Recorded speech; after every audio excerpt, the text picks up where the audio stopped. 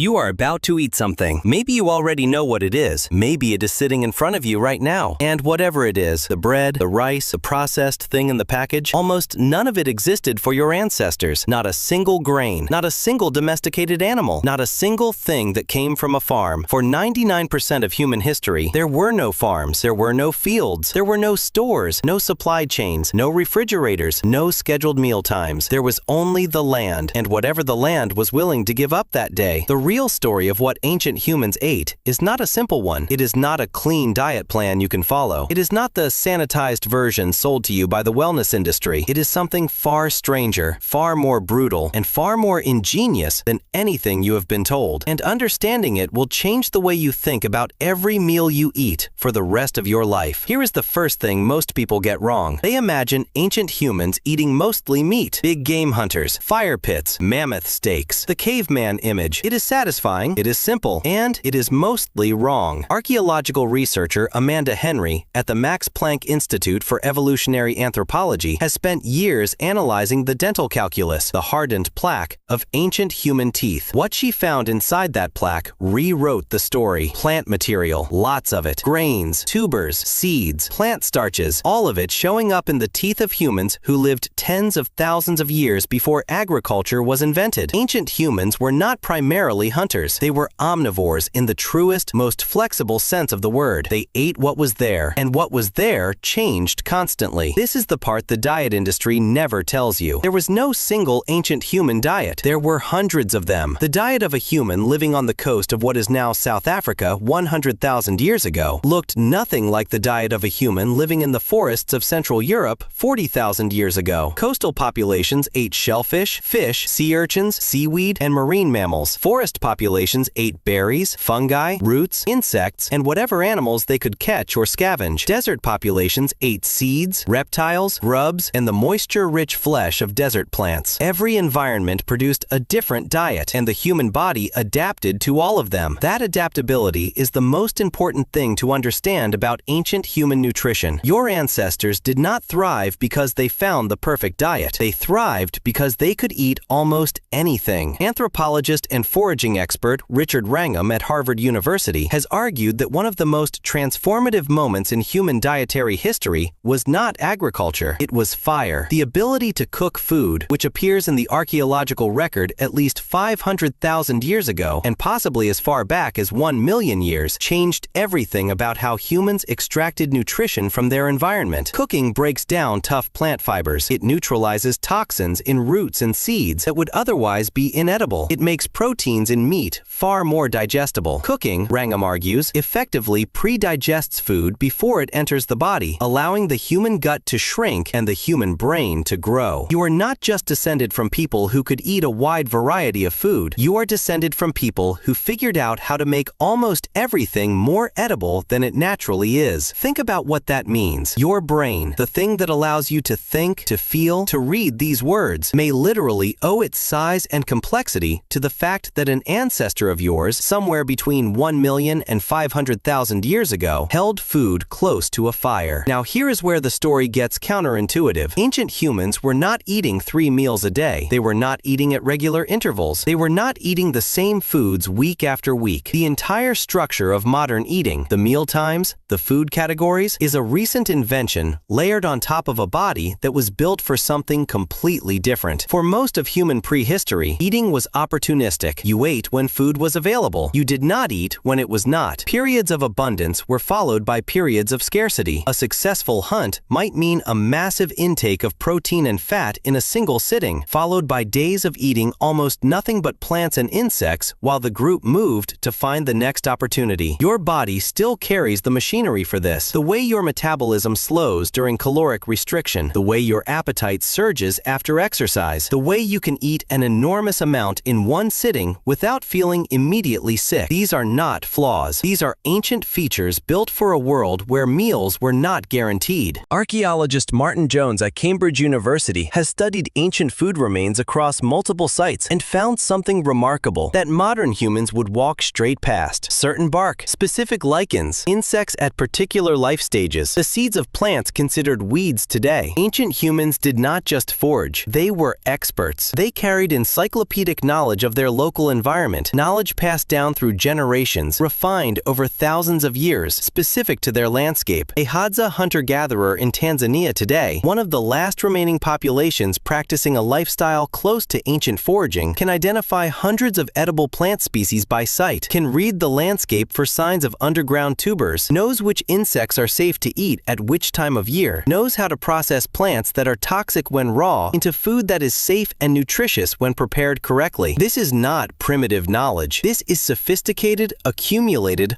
hard-won expertise that took thousands of years to develop. Now consider what happened to all of that knowledge approximately 10,000 years ago. Agriculture began. Not everywhere at once, not as a sudden invention. It crept in slowly, in different places, at different times. The Fertile Crescent, the Yellow River Valley, Mesoamerica, West Africa. These were the places where humans first began to deliberately cultivate plants and manage animals, and here is the counterintuitive truth that most history classes skip over. For the average person, the arrival of agriculture was not an improvement. Bioarchaeologist Clark Spencer Larson at Ohio State University has analyzed thousands of skeletal remains from the transition period between foraging and farming. The bones tell a clear story. When humans shifted from foraging to farming, average height decreased, bone density decreased, evidence of nutritional deficiency increased, tooth decay, almost absent in forager populations, exploded. The diversity of diet collapsed. Farming populations began eating 2 or 3 staple crops. They ate grain, mostly grain, day after day after day. Agriculture did not make individual humans healthier. It made human populations larger, and larger populations could build cities, wage wars, develop writing, create civilizations. Agriculture was a trade-off. You are living in the civilization that trade-off built, but your body still remembers the older arrangement. The reason you crave sugar is that for 99% of human history, encountering something sweet meant encountering something safe, calorie-dense, and valuable. Ripe fruit, honey. Your brain rewards you for finding it. The reason you crave fat is the same. Fat was the most calorie-dense food available. In a world where the next meal was uncertain, fat was survival. The reason you can eat far past the point of genuine hunger is that in a world of feast and famine, the ability to overconsume during abundance was a biological advantage. Every craving you have is an ancient signal sent from a body that has not caught up with the world it now lives in. Your gut microbiome, the trillions of bacteria living in your digestive system, hundreds of different plant species across a single year, seasonal animal proteins, fermented foods created naturally by time and exposure, roots and seeds and fungi and insects that carried microbial diversity your modern diet rarely provides. Researcher Tim Spector at King's College London and Gut Microbiome Health, and his findings are stark. The average modern Western diet feeds fewer than 20 plant species per week. The bacteria that evolved to process that diversity do not disappear when the diversity disappears. They starve. This is not an argument to go back. You cannot go back. The knowledge is largely gone. The landscapes are changed. The food sources your ancestors depended on are in many cases extinct or radically altered. You live in the civilization that agriculture built, and that civilization has produced medicine, science, and the infrastructure that keeps billions of people alive. But it is worth knowing what your body was built for. It was built for variety, for movement between seasons and landscapes, for uncertainty, for long stretches without food, and occasional massive abundance, for an intimate, expert knowledge of a specific local environment, for food that was unprocessed, unpackaged, and often still fighting back when you found it. Tonight, when you sit down to eat, whatever is on the plate in front of you, that meal is the product of 10,000 years of agricultural civilization built on top of 2 million years of something completely different. Your body is sitting at a modern table, but somewhere inside it, something much older is still looking for the berries.